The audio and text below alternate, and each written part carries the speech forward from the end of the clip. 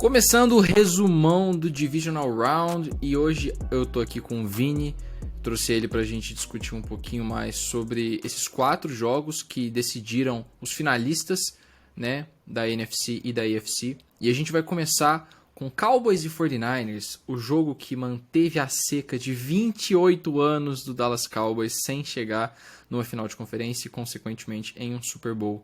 Vini, o que você tirou desse jogo pro lado perdedor? Vamos começar falando dos Cowboys.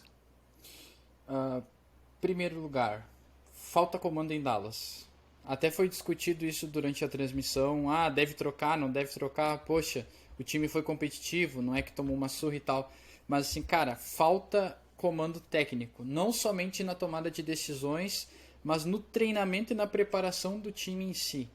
Porque teve algumas coisas que todo mundo meio que sabia que precisava acontecer e Dallas não fez. Desde coisas básicas como o Dalton Schultz colocar os 2 pés no campo.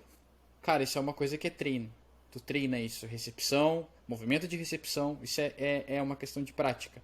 Outra coisa, todo mundo sabia onde é que o Brock Purdy trabalha melhor, quando os alvos estão abertos. Alvos abertos significa marcação em zona. O Brock Purdy joga bem contra a marcação em zona.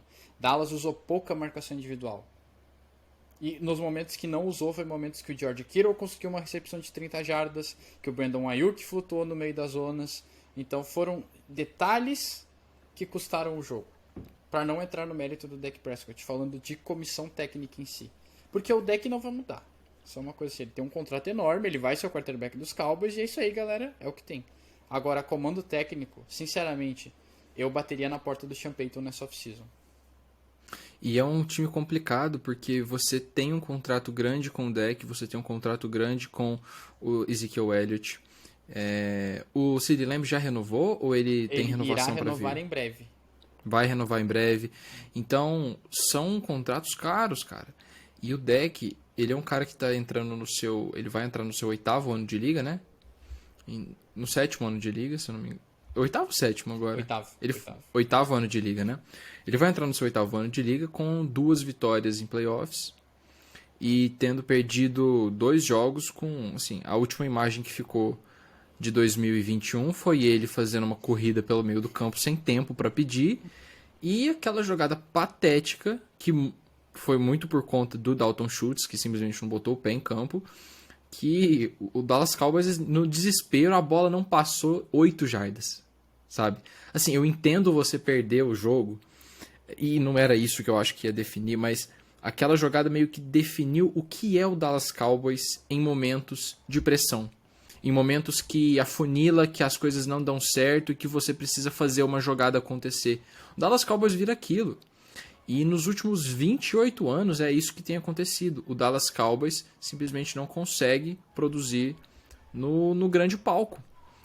E entrando agora no mérito do Dak Prescott, o Dak não pode ter 2 interceptações da forma que ele teve. Ele teve uma interceptação que ele simplesmente errou o alvo, ele lançou a bola atrás, e aí muito mérito do Gilmore Lenoir, mas ele sabia o que o Dak ia fazer. O Dak telegrafou aquele passe e deixou a bola muito pendurada. E no segundo passe ele lança numa janela que era muito pequena, e o CeeDee Lamb estava marcado por 2 defensores dos 49ers. Não foi preciso. Para você lançar numa janela pequena, o passe tem que ser muito preciso. Não foi. Eu até acho que ele acertou em ter mandado o passe baixo, mas a questão é que o Jimmy Ward estava no lance. Então não tinha janela ali para lançar. E o Dak está se tornando um quarterback que saiu de um dos menos interceptados da liga para literalmente o QB mais interceptado da NFL. E ele conseguiu ser o quarterback mais interceptado da NFL tendo 5 jogos a menos do que o calendário do Dallas Cowboys, né? Ele jogou apenas 12 jogos de 17. Ele teve uma média de mais de uma interceptação por jogo. Não é só o fato de ser muito interceptado, é além da conta, né? A Sim. quantidade de interceptações. E por mais que São Francisco não tenha feito uma partida exemplar, São Francisco cuidou muito bem da bola. O único turnover que veio foi do Special Teams, num vacilo do Ray, que no lance seguinte, que foi dele, né, o retorno de kickoff, fez um baita de um retorno, botou o time na linha de 50 jardas já. Então, eu acho que o detalhe que fez o Dallas Cowboys ser eliminado foi o fator Dak Prescott, porque a defesa dos Cowboys engoliu o San Francisco 49ers.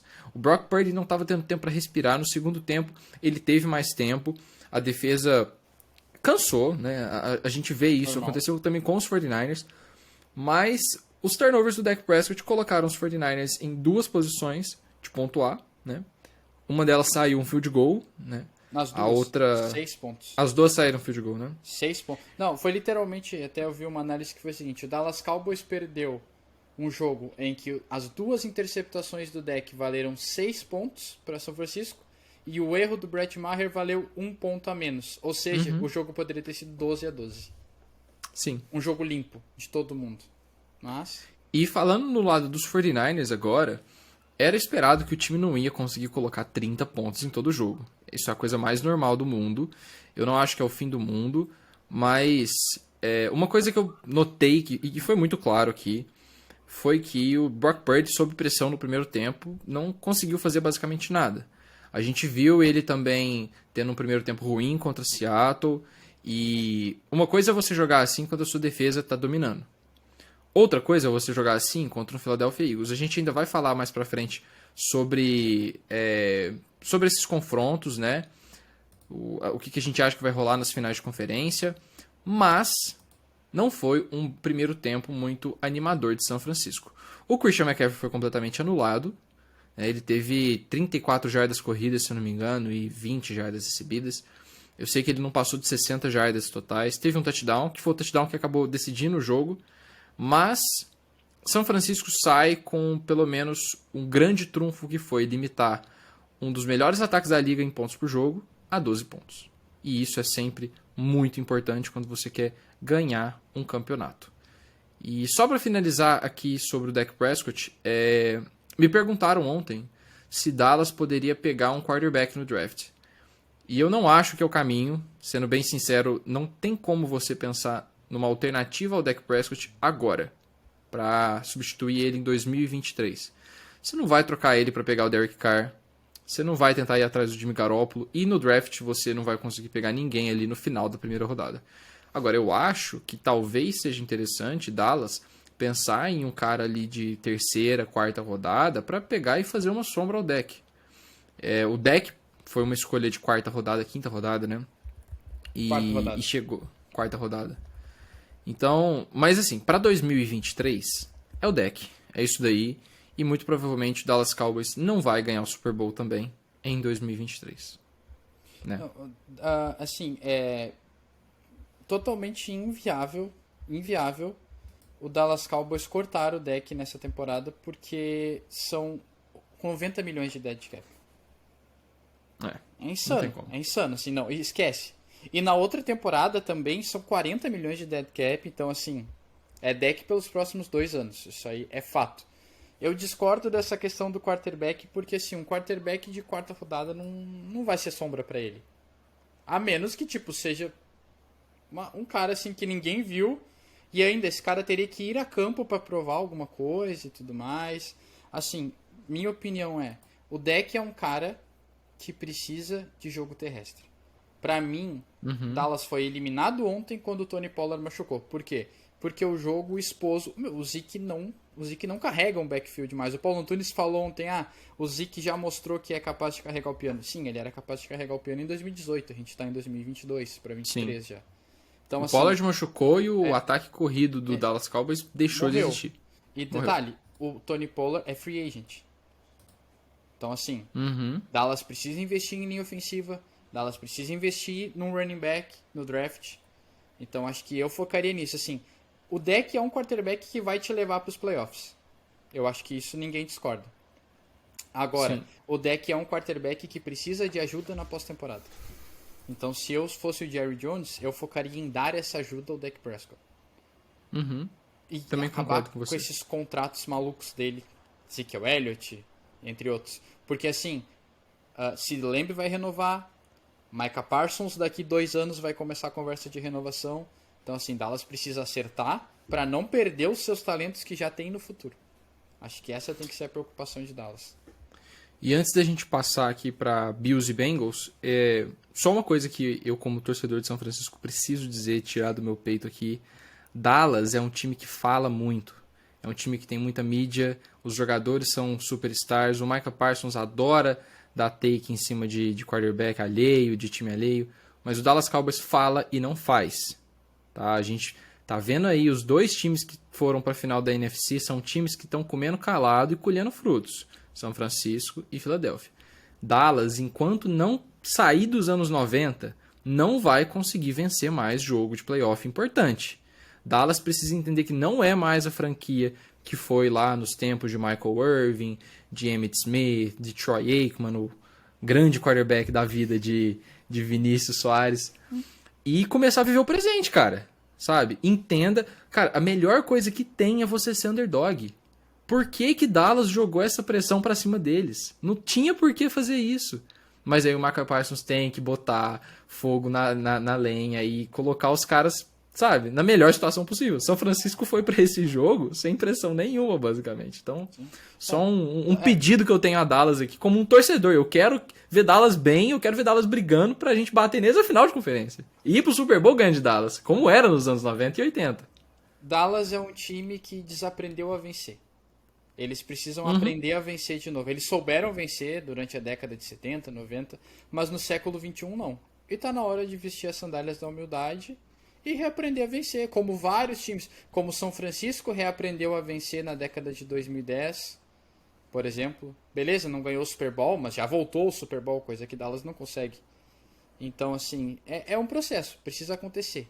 E por isso que eu acho que precisa de outro técnico, precisa de um outro comandante. Sean Payton, pra mim, é o cara. Mas, vamos ver o que vai acontecer com Dallas. E São Francisco, assim, cara, eu arrisco dizer assim, poucos times são mais acolhedores para um calouro na NFL, qualquer posição, do que o São Francisco 49ers. Sim. Se você está no draft do ano que vem e por acaso assistir esse vídeo, faça uma prece para ir para o São Francisco 49ers. É um cenário incrível para o jogador se desenvolver. Muito bem dito, Vini. E agora falando de um cara que fala e faz, vamos falar do Bengals, do Joe Burrow, que foi lá em Buffalo, no meio de uma nevasca, e enfiou 17 pontos de diferença para vencer o Buffalo Bills, um time que tinha narrativa, que estava jogando contra um time sem 3 titulares na linha ofensiva, e foi completamente amassado pelo Cincinnati Bengals. E o Vini, como um grande adorador de Joe Burrow, vou deixar que você comece falando, porque foi um prato cheio para quem gosta do nosso Joe Shiesty. Cara, o Joe Burrow foi o contrário do Dak Prescott. Exatamente assim, porque, tipo, ele teve os desfalques, como o Dak também teve, do Tony Pollard, enfim. E, cara, ele sobe o nível. Você olha as stats gerais do Joe Burrow, ok, não foi incrível. Não foi incrível o jogo dele. Mas você pega o recorte dele quando começou o jogo. Ele completou 9 de 9 passes para 105 jardas e 6 recebedores diferentes. Ele começou o jogo com o pé na porta. Quando o Buffalo acordou, o jogo estava 14-0 para Cincinnati. Então, assim, o grande quarterback, ele consegue jogar na hora crítica. Então, assim, quando o jogo estava... O Joe Burrow fez o que tinha que fazer e depois ele administrou perfeitamente a vantagem, comandou, usou bem o jogo terrestre. Cara, Cincinnati, assim, deixou a defesa de Buffalo atordoada no começo do jogo. Foi corrida, foi passe curto, foi passe longo. Como eu disse, 6 recebedores diferentes nos primeiros 9 passes. Então, assim, Buffalo não sabia o que ia acontecer. E isso, pra mim, é um problema de Buffalo. Porque o que acontece em Buffalo? É Josh Allen Futebol Clube. Ele corre, bom resumo. Ele corre, ele passa, ele dá tackle, ele levanta linebacker, ok, mas isso não ganha jogo. Você precisa ter um plano de jogo, uma equipe, um time que tem o Stephon Diggs e usa ele tão pouco como usou ontem. Me desculpa, cara, não tem justificativa. Alguma coisa não tá certa nesse plano de jogo ofensivo. Então, assim, isso sem contar o fato de que não há jogo terrestre em Buffalo, nunca houve na era de Josh Allen. Então, sim, assim, ficou claro pra mim que o time, a gente até colocou no nosso post do Instagram essa semana, Cincinnati é um time consistente. Pra mim ficou claro ontem quem é o melhor time. Cincinnati é um time melhor do que Buffalo hoje, e tá tudo bem. Não é como se o Cincinnati fosse um time ruim. Não, o Buffalo não é um time ruim. Mas se o Buffalo quer voltar ao Super Bowl, precisa ser mais completo, precisa ser mais consistente. E foi uma pós-temporada ruim do Josh Allen, né? A gente precisa dizer isso. Ano passado ele teve uma pós-temporada muito boa. A partida contra o Kansas City Chiefs até hoje é uma das melhores partidas feitas por um QB na história da NFL. Mas o Josh Allen, ele não pode sobreviver dos highlights e dos bons momentos que ele teve em 2021. O Josh Allen regrediu nessa temporada. Sem o Brian Daboll, ele sofreu com turnovers, ele sofreu com leituras, ele confiou demais no braço em várias situações. Ele me lembrou o Josh Allen de 2019, que era um cara errático, era um cara que estava impreciso em passes longos. A partida contra o Miami Dolphins, para mim, resumiu muito bem isso, que o Buffalo Bills chegou sem nenhuma identidade. O Buffalo Bills é um time que você não sabe se vai passar a bola 10 vezes em profundidade, se vai fazer passes curtos e vencer o jogo com os seus recebedores, com o running back, se vai vencer o jogo com jardas após a recepção. Você não sabe se é um time que vai correr com o QB. Não tem uma identidade.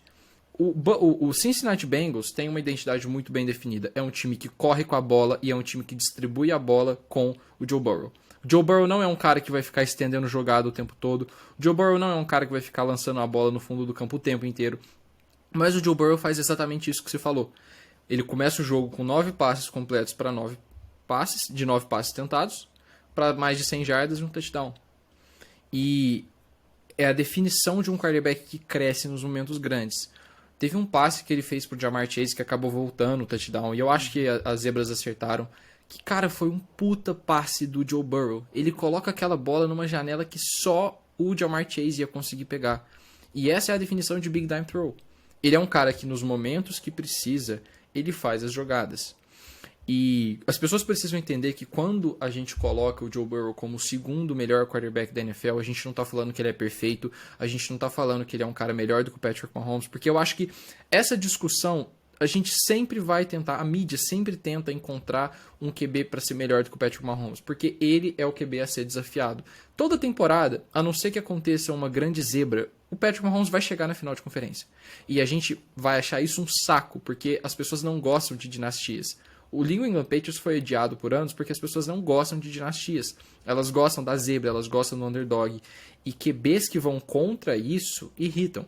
Só que o Joe Burrow é um cara que, apesar dele ter suas falhas e dele sumir em certas partes do jogo e tal, ele é um cara que cresce nos momentos grandes. E agora ele está indo para o seu terceiro ano de NFL. No primeiro ano ele não teve a chance de chegar nos playoffs, porque ele lesionou e ficou fora o resto da temporada inteira.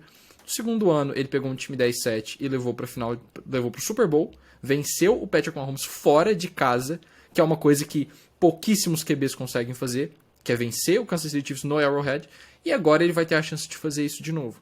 Então a questão é que o Joe Burrow é o QB que vai desafiar o Patrick Mahomes nos próximos anos. O Josh Allen pode voltar a ser esse QB? Pode. Mas para isso ele precisa corrigir muita coisa no jogo dele ainda. Ele precisa de ter um técnico que tenha uma mente ofensiva, porque isso é uma coisa que a gente comentou pouco também. O Sean McDermott era o único head coach de mentalidade defensiva dos últimos 8 head coaches que sobraram. E ele foi o derrotado e não foi para a final da AFC. Então, isso não é uma regra, necessariamente, mas tem sido um padrão de times vencedores terem head coaches com mentalidades ofensivas. E o Buffalo Bills precisa urgentemente de uma identidade. Precisa de um jogo corrido para desafogar o Josh Allen.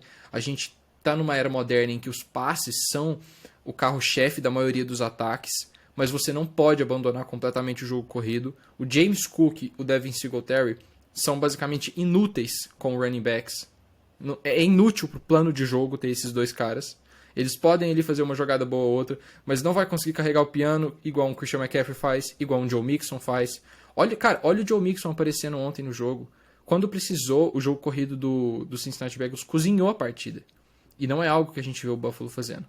Então, o que eu tiro desse jogo é que a gente viu um time que é menos explosivo durante a temporada regular. O Cincinnati Bengals não vai ser aquele time de meter 14 vitórias na temporada regular, de empolgar a gente, de falar, esse time vai ganhar o Super Bowl. E o Buffalo Bills tem sido. O Buffalo Bills na temporada regular atropela os adversários. Só que quando chega na pós-temporada, você precisa de segurança. Você não precisa de highlight. Você não precisa de um quarterback que vai ficar na mídia e que todo mundo vai amar. O social media quarterback, que o Emmanuel Acho coloca na cabeça dele, que é o Justin Herbert, talvez seja o Josh Allen. No sentido de que a gente, às vezes, passa a aproveitar muito mais essas jogadas explosivas dele e esquece de falar que os pontos negativos do Allen são realmente pontos preocupantes para a sequência de carreira dele. Quem acompanha a gente há mais tempo aí, e o PP tá de prova, várias vezes a gente já discutiu nas reuniões e nos posts do Endzone, porque eu bato na tecla sempre, cara, os turnovers do Josh Allen são um problema. Josh Allen é um grande quarterback, mas ele tem muitos turnovers. Por exemplo, Patrick Mahomes no ano passado sofreu muito com turnovers na primeira metade da temporada. O que ele fez? Os turnovers desapareceram na segunda metade. Tipo assim, ele teve 10 nos primeiros 9 jogos, isso, foi? E depois ele teve, nada, tipo, 2. Nada, assim, limpo. Então, assim, ok, pode acontecer uma fase onde os quarterbacks têm dificuldades, mas isso precisa ser corrigido.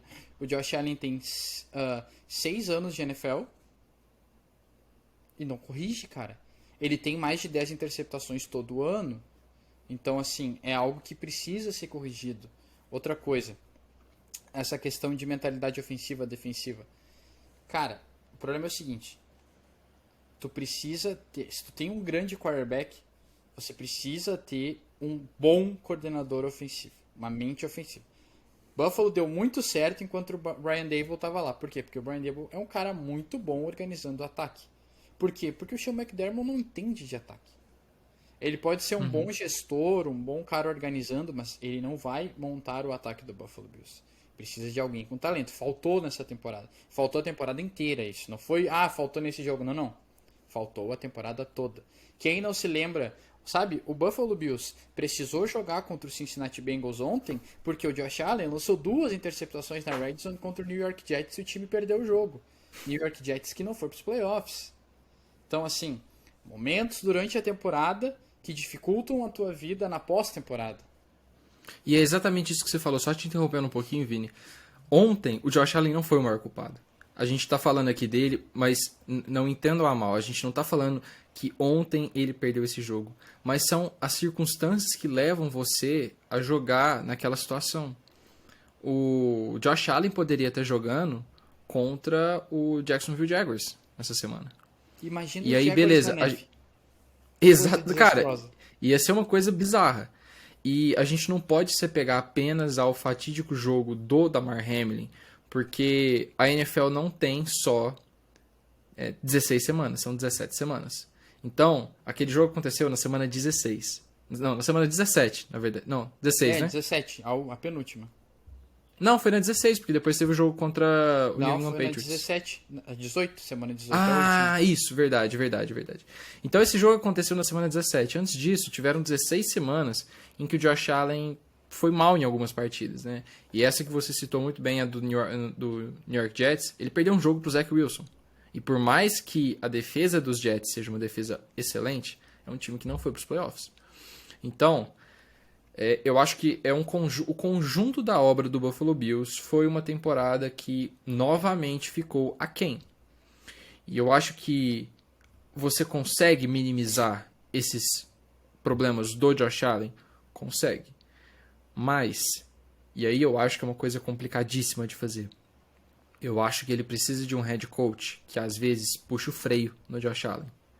Que não seja tão permissivo. Que ele tem um Kyle Shanahan na vida dele, que é o cara que vai colocar você embaixo das asas e falar, meu filho, faz isso daqui, não faça esse tipo de jogada, tenta não forçar essas coisas e vê no que dá, sabe? O Patrick Mahomes, você disse muito bem, temporada passada foi uma aula de maturidade do Patrick Mahomes, porque no começo do ano ele estava soltando o braço sem parar. Olhem depois quantos passes, quantos touchdowns para mais de 20 jardas o Mahomes teve, da semana 10 até a semana 17. Olha quantos passes para mais de 20 jardas o Mahomes teve no jogo contra o Josh Allen. Você não precisa esticar o campo o tempo inteiro para entrar no tiroteio. Não precisa. E assim que o Josh Allen entender isso e passar a ser um quarterback que foca mais na precisão e em cuidar bem da bola, o Josh Allen tem tudo para ser um dos 2 melhores quarterbacks da liga. Para mim, ele é o 3º melhor. A gente tá falando aqui dele, mas ele é um quarterback que tem muitas virtudes. Mas para vencer um Super Bowl na AFC, precisa de mais. Se o Josh Allen estivesse na NFC, a gente muito provavelmente não estaria falando disso. Muito provavelmente ele estaria na final de conferência agora e ele poderia ter ido pro Super Bowl e vencendo. A questão é que na AFC o sarrafo tá alto. E o Josh Allen vai precisar crescer muito para chegar no nível que o Joe Burrow e o Patrick Mahomes chegaram.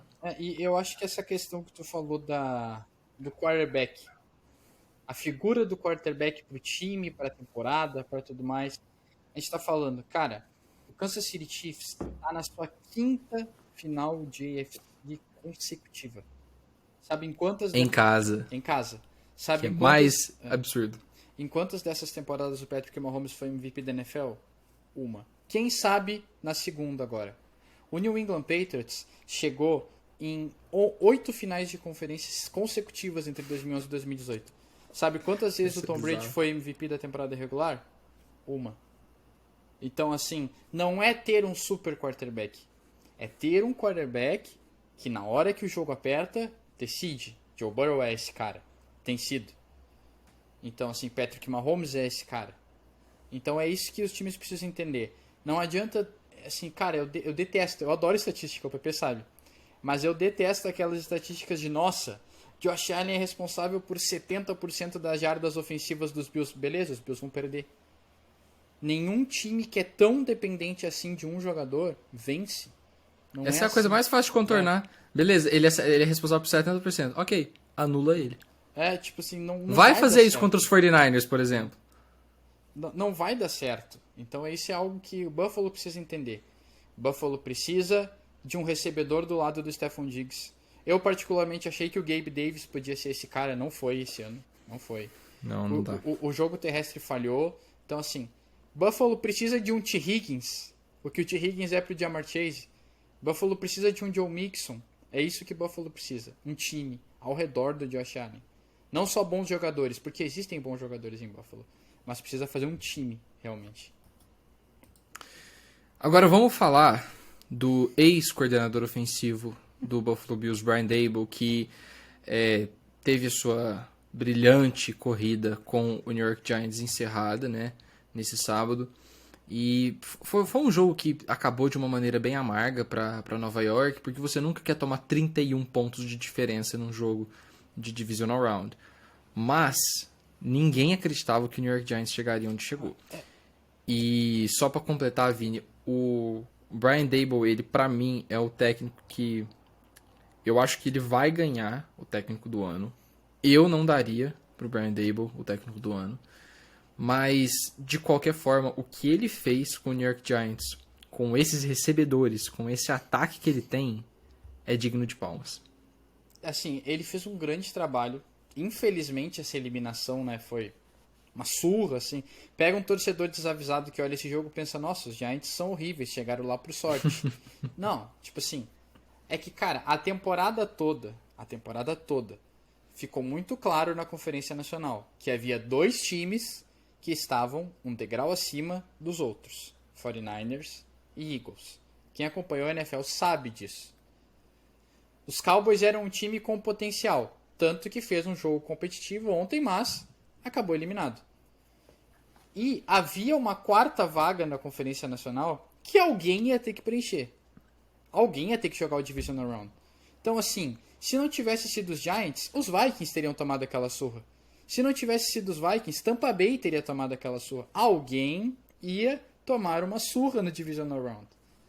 Isso era, infelizmente, coube de seus Giants. Ok, beleza, eles chegaram lá. Mérito deles. É isso que a galera tem que entender. Porque assim, quem teria feito um papel melhor? Os Vikings perderam pra Minnesota semana passada, pra quem não lembra. Então, e outra, os Vikings tomaram uma surra dos Eagles na temporada regular. Tampa Bay. Cara, Tampa Bay tomou uma surra do Dak. Olha o que o Dak jogou ontem contra os 49ers. Então, assim, cara, o placar, ok, abstrai isso. Philadelphia é um time muito melhor, tem muito mais qualidade do que o elenco dos Giants. Então a gente tem que olhar para a temporada dos Giants pelo, ok, chegar ao Divisional Round foi fantástico para esse elenco dos Giants. É isso que o torcedor tem que pensar e tipo, vai ser zoado, porque tomou uma sacolada, né? Inevitável. Mas assim, o saldo da temporada de Nova York é muito mais positivo do que o saldo da temporada de Dallas, por exemplo. Sim. Porque Nova York... Sim, porque Dallas é mais uma temporada de 2 vitórias que não dá em nada. Tipo assim, e que tem o hype. E perdeu do jeito que perdeu, entendeu? Cara, Nova York, quem assistiu 10 minutos daquele jogo percebeu que não tinha como os Giants ganharem aquele jogo. Tipo os Giants perderam porque eram piores. Eles não perderam assim, porque o Daniel Jones fez um monte de cagada. Você vai dizer assim, cara, o que faltou? Faltou talento. Qualquer coisa que os Eagles tentaram fazer, eles eram muito melhores que os Giants. Então, beleza, vida que segue. Quanto a Filadélfia, eu acho que foi bom pra Filadélfia esse jogo recuperar a confiança. Porque o final de temporada de Filadélfia foi meio turbulento, né? Sim, faz tempo que Filadélfia não ganhava um jogo assim. Mostrando, não, a gente é bom e é bom pra caramba, entendeu? Uhum. Então, Filadélfia chega à final de conferência com o ânimo renovado. Eu acho que isso é o grande saldo pra mim. Porque agora é uma outra realidade. Os 49ers são muito melhores que os Giants. Então, não é porque Filadélfia amassou que vai amassar. Pode ser que amasse. Futebol americano, tudo pode acontecer. Mas é outra realidade, mas o ânimo dos Eagles está renovado pra esse jogo. E foi muito bom ver que o Jalen Hurts parece estar 100%, né? Ele acertou bons passes no jogo, ele correu com a bola, que era uma coisa que a gente tinha essa preocupação. E aqui eu preciso fazer a minha meia-culpa, porque a torcida dos Eagles me usou bastante essa semana, porque eu falei que os Eagles não iam vencer um jogo de playoffs. E a minha preocupação com os Eagles era justamente a saúde do Jalen Hurts e do time no geral, né? O Lane Johnson não tá 100%, o Jalen Hurts lesionou, o CJ Gardner-Johnson voltou de lesão no final da temporada, então é um time que deixou para machucar no momento errado. Uhum. Só que aparenta não ser um problema. Então a gente faz uma análise e se os fatos mudam, a nossa análise muda, não tem nenhum problema nisso. E hoje o Philadelphia Eagles mostrou que é o time mais completo da NFC. Eu acho que junto com os 49ers ali a única diferença seja QB. Mas desde o começo da semana 1 até a semana 17, culminando no Divisional Round, o Philadelphia Eagles foi um time que teve muita estabilidade na temporada. Sofreu muito pouco com lesões. Essas lesões foram diluídas. Não teve, tipo, um caminhão de lesões igual os 49ers tiveram, igual os Broncos tiveram, igual os Chargers tiveram, que de repente o time estava sem 8 titulares e precisava jogar na semana seguinte. Então, Philadelphia tem talvez o trabalho mais sólido até aqui, e isso ficou muito claro no jogo contra os Giants. Era um time mais bem treinado, era um time mais talentoso, e era um time que sabia o que fazer para vencer o jogo. Os Eagles brincaram com os Giants. E isso não é muito demérito para os Giants. Igual você falou, os Giants estão de parabéns nessa temporada, chegaram onde chegaram com méritos, e agora é desenvolver em cima do que da base que foi construída pelo Daboll. Isso é uma coisa que a galera não leva em conta. Eu vi muita gente falando também. Poxa, como é que os Giants chegaram desse jeito, Philadelphia amassando, e mais cedo também, nossa, como é que Jacksonville não conseguiu explorar o fato do Mahomes estar machucado? Galera, lembre de uma coisa. Giants e Jacksonville jogaram semana passada. Philadelphia e Kansas City estão há 15 dias se preparando para esse jogo. Então, assim, é diferente. É diferente. Jacksonville e Nova York viajaram para jogar esse jogo. Tudo isso influencia. Por isso a vantagem da folga, a vantagem de jogar em casa. Isso pesa num jogo de alto nível, principalmente quando o teu time é melhor que o oponente. Quer dizer, você já é melhor e você ainda tem a vantagem de estar de folga, de jogar em casa e tudo mais. Então, esses detalhes decidem. É inevitável. Uhum. É inevitável. Sim. E já que você puxou o gancho aí de Jacksonville, eu queria falar desse último jogo. Antes da gente fazer aqui uma pequena prévia para as finais de conferência, o Jacksonville Jaguars teve a chance de vencer o Kansas City Chiefs e eu cheguei a achar que ia dar, porque a lesão do Mahomes, gente, é uma lesão que preocupa. Eu acho que não está sendo tão falado quanto deveria, não é uma torçãozinha de tornozelo, é uma lesão bem mais séria do que deveria. Eu achei loucura o Patrick Mahomes ter voltado. Loucura. Eu acho que foi muito nobre, eu acho que foi muito corajoso do Mahomes, acho que ele mostrou muita garra, me lembrou muito o Justin Herbert naquela partida que ele volta com a costela toda comprometida e tudo mais. Mas eu falei naquele jogo que foi responsabilidade dos Chargers, e eu vou falar que foi responsabilidade dos Chiefs. Você poderia ter agravado uma lesão que tiraria ele do divisional. É porque o Mahomes, ele não vai perder esse jogo, mas ele deveria. Se fosse um jogo de temporada regular, o Mahomes ficaria de 4 a 6 semanas fora, porque a lesão dele é uma lesão de tornozelo alto, né? Eu nunca sei como traduzir, inclusive, high ankle sprain. Se é tornozelo alto, se é entorse alta de tornozelo. Não, é uma entorse de grau elevado. Seria o termo correto. É uma entorse de grau elevado. Porque tem aquela entorse simples, que é tipo quando tu escorrega no banheiro e torce o pé. E tem uma entorse de nível elevado, que é quando acontece aquilo ali. Tipo, um cara cai em cima da tua perna, ou enfim, tu machuca de maneira grave. Pra galera entender. Pô, legal. Assim. A gente usou um ano errado o termo no endzone. Que excelente notícia.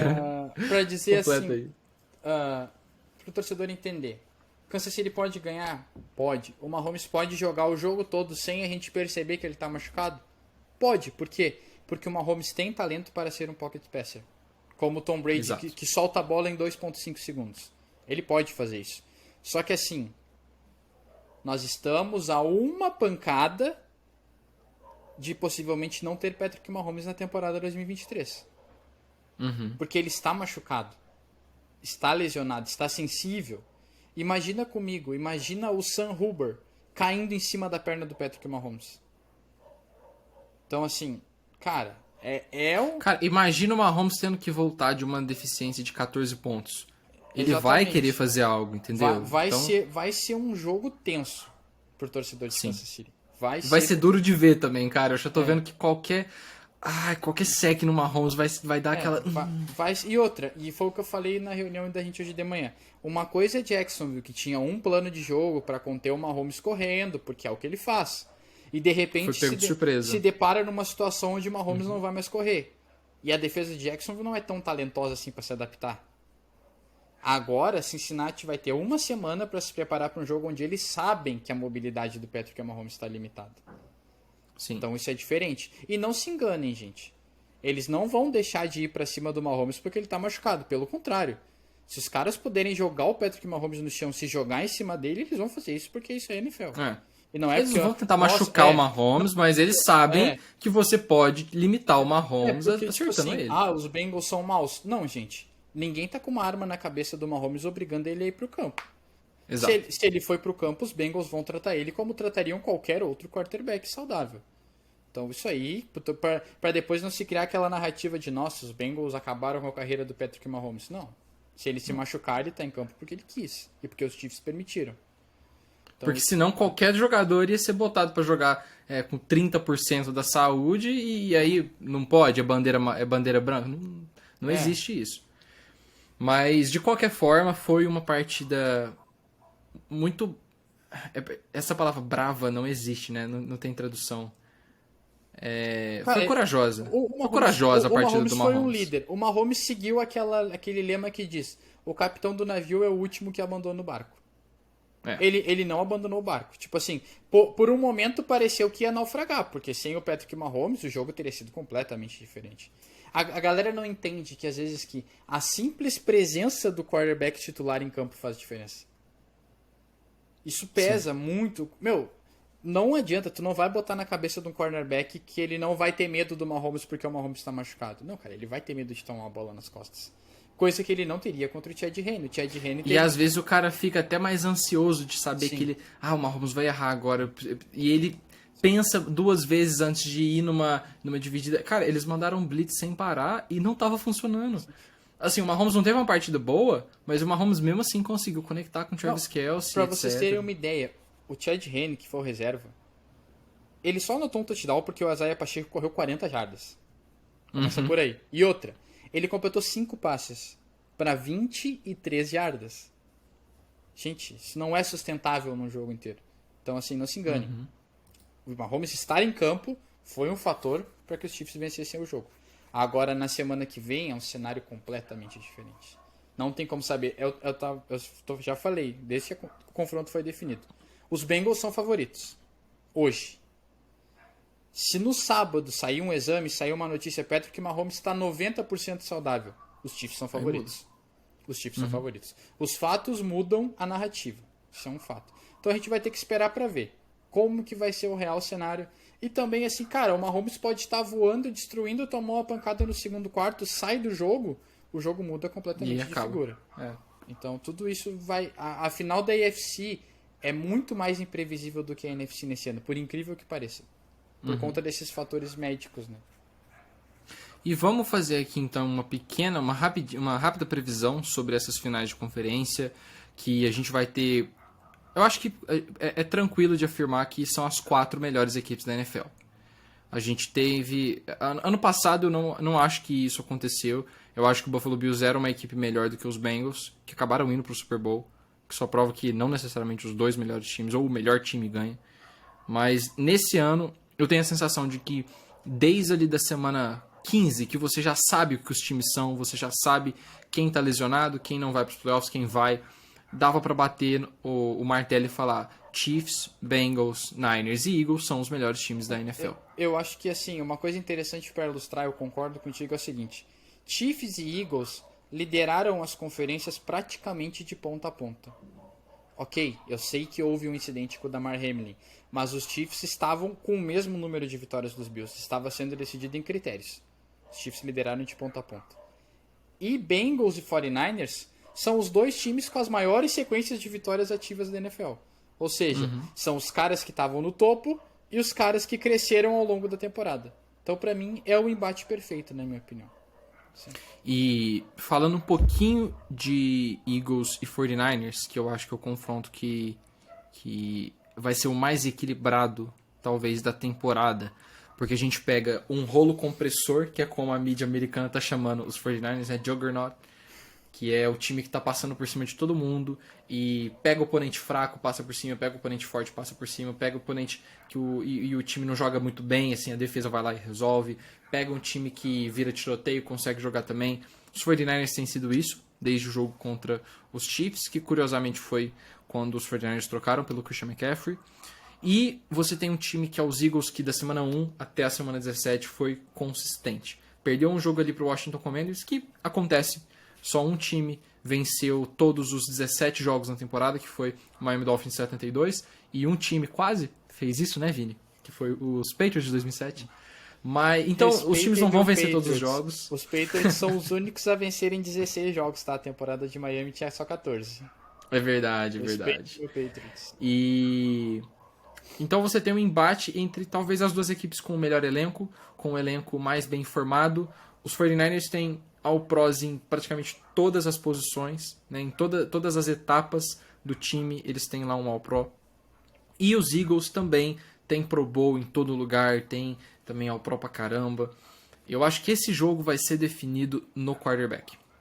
Porque eu até fiz uma comparação rapidinha ali no meu Twitter, que os 49ers, quando você pega ali, tipo, posição por posição, quem que é melhor? Eu acho que os Eagles são melhores em wide receiver, eu acho que os Eagles são melhores em linha ofensiva, em linha defensiva, eu acho que os 49ers ganham em tight end, ganham em running back, em linebacker, e aí você olha pro quarterback.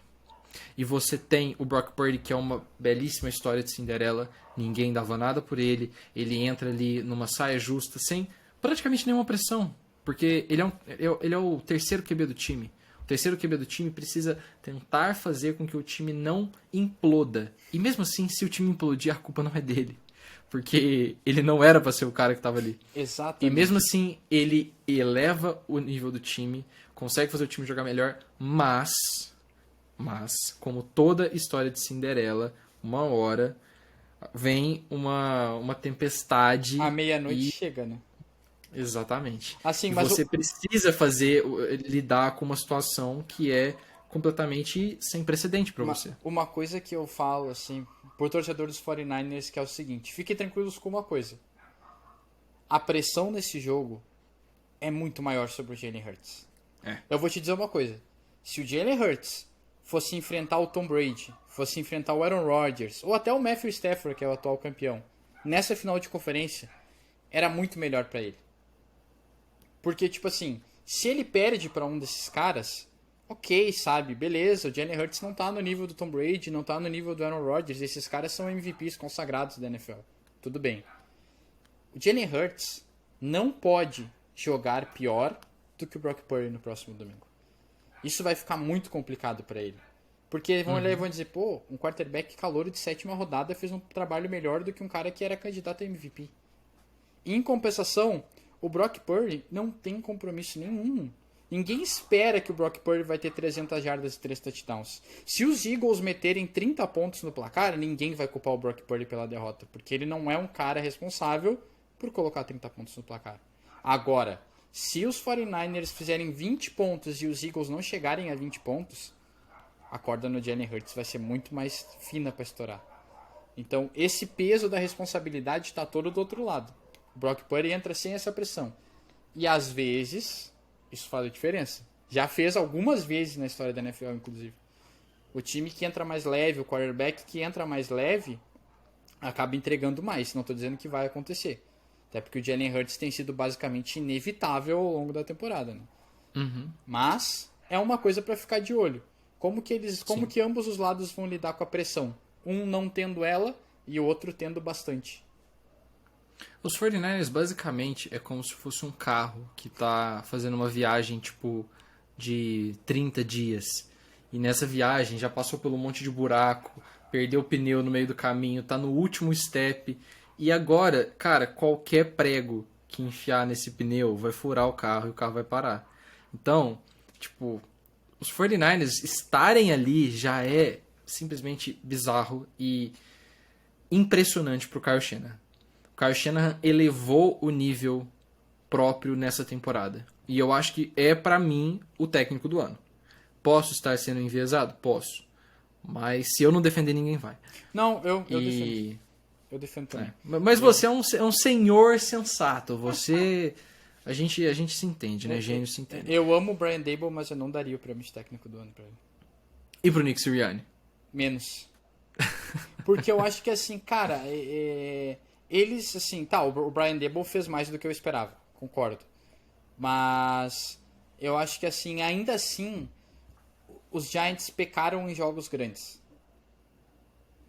Contra bons adversários, os Giants não tiveram chance. Em Filadélfia, cara, Filadélfia tem o melhor elenco da NFL. Tipo assim, se Filadélfia fosse mal, era estranho. E o Kyle Shanahan não, cara. O Kyle Shanahan perdeu 2. Ele não perdeu 1. Ele perdeu 2 quarterbacks na temporada. Os Philadelphia Eagles perdeu o Jalen Hurts por 2 jogos e colapsou. Entendeu? Então, assim, eu acho que o Kyle Quase Shanahan... perdeu a Seed 1. Quase perdeu a Seed 1. O Kyle Shanahan, ele fez algo que poucos caras conseguem fazer na história da NFL. O último cara a perder o quarterback titular por tanto tempo e fazer um trabalho tão bom assim foi o Bill Belichick com o Matt Castle. Que é uma história semelhante à do Brock Purdy. Um cara selecionado lá no final do draft que entrou e rodou o sistema. Mas o Bill Belichick não chegou na final de conferência. Ele não chegou nos playoffs, né? Foi uma fatalidade, né? 11 vitórias e não ir pros playoffs é um absurdo. Mas enfim, mas o Kyle Shanahan chegou na final de conferência, entendeu? Então assim, é louvável o trabalho dele. E o torcedor dos 49ers tem que comemorar, porque quanto mais longe o time vai, mais difícil o DeMeco Ryan ser treinador de alguém. Se bem que ele teve 2 entrevistas no domingo. Antes do jogo contra Dallas, ele tava lá fazendo entrevista com o Arizona. O problema é que enquanto ele estiver vivo, ele não tem como assumir o time, né? E quem é que vai esperar até o dia 15 de fevereiro? É muito tempo, né? Então E só pra gente falar rapidinho de Bengals e Chiefs, que a gente já falou um pouquinho, mas é basicamente isso, né? O Patrick Mahomes vai jogar limitado. O Cincinnati Bengals tem muito mais formas de vencer esse jogo. Pode ser o Joe Burrow num tiroteio contra o Patrick Mahomes. Pode ser com a defesa incomodando o Patrick Mahomes, fazendo ele sangrar. E pode ser também com um domínio nas trincheiras, né, impedindo o jogo corrido dos Chiefs de funcionar. Eu acho que para os Chiefs vencerem esse jogo precisa ser um cenário perfeito, em que o Mahomes consegue rodar basicamente tudo do sistema de dentro do pocket, lançando a bola em 1 segundo. Se o Mahomes, pra mim, cara, ele não pega um snap em under center. Bota ele em shotgun o tempo inteiro, corre de shotgun, não arrisca tomar uma pancada desnecessária, fazer ele dar drop back. E os Bengals vão se beneficiar disso, né? Não, e ele aproximando da linha, ele tem muitos riscos. Ele tem risco de um próprio jogador de linha ofensiva cair em cima da perna dele. Isso acontece. Pisar no pé dele, né? É. Quantas vezes a gente já não viu o cara fazendo handoff com o OL pisando no pé dele? Então, mas assim, se eu fosse técnico da NFL, né? Cara, a primeira coisa que eu pensaria como técnico dos Bengals é: a bola vai chegar em todo mundo, mas a bola não vai chegar no Travis Kelce. No Travis Kelce. Meu, ele pra mim foi ele que salvou o rolê no sábado, tá? 14 recepções, gente. 14, isso é uma a menos do que o recorde da história da pós-temporada da NFL.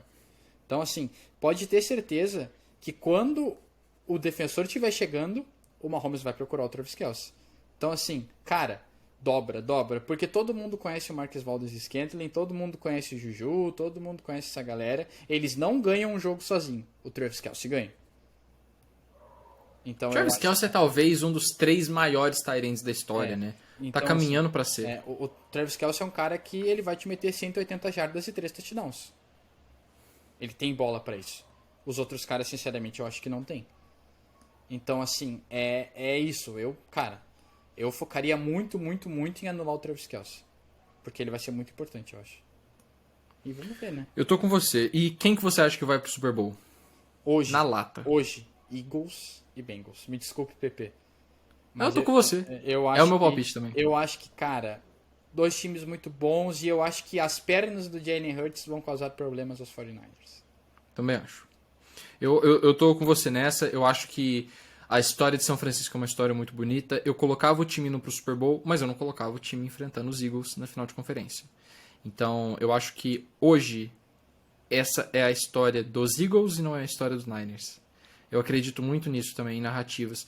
Pra quem que as coisas deram mais certo nessa temporada? Foi pros Eagles. É a história do Jalen Hurts.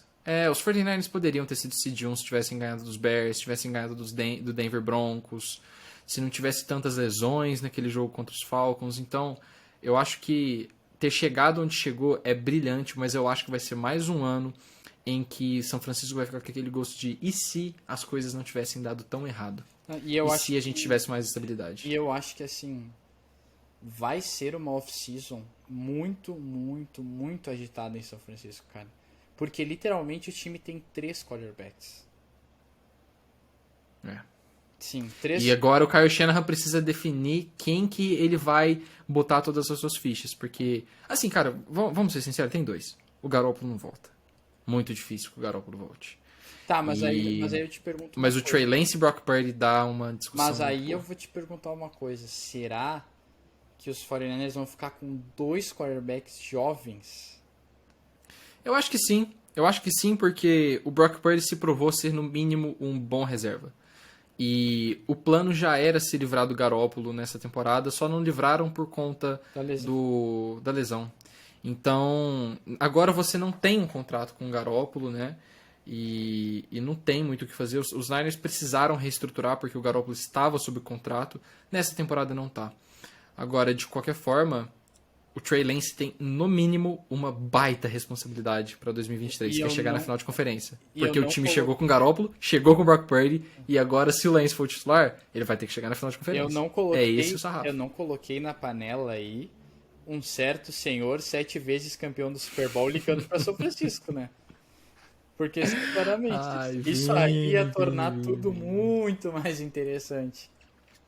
Imagina e aí, Kyle Shanahan, bora consertar a cagada que tu fez há uns anos atrás? Cara. Última chance. Eu acho que, se o Kyle Shanahan disser não pela segunda vez, ele vai estar muito errado, cara. Eu acho. História pra outra hora. Interessante. Mas, galera, de fato, foi um final de semana muito legal também. A gente tá sendo um playoff muito divertido de assistir. E essas finais de conferências vão ser, no mínimo, muito interessantes. Temos 2 jogos brilhantes. Vini, eu agradeço por você ter vindo aqui conversar sobre o Divisional Round. Volta para a final de conferência. E não se esqueçam de se inscrever aqui no canal do Esportudo, deixar seu like, compartilhar esse vídeo e assistir os nossos outros programas também. Tem o Zona MVP, que sai toda sexta-feira. O Vevito Morning Show, que sai toda quinta-feira, e esse vídeo aqui, que é o resumão da semana, que sai toda terça-feira. Um grande abraço a todos vocês. estava me esquecendo de uma coisa. O pessoal da Esporte América vai ficar bolado comigo, inclusive, porque eu estou deixando para pagar esses merchants no final do vídeo. Mas tem cupom na Esporte América Playoffs Endzone para 10% de desconto. Uma loja oficial da NFL, onde você pode encontrar moletons, bonés, camisetas e muito mais. Agora sim eu posso encerrar o vídeo. Muito obrigado a todos vocês que assistiram até aqui. Um grande abraço e até a próxima.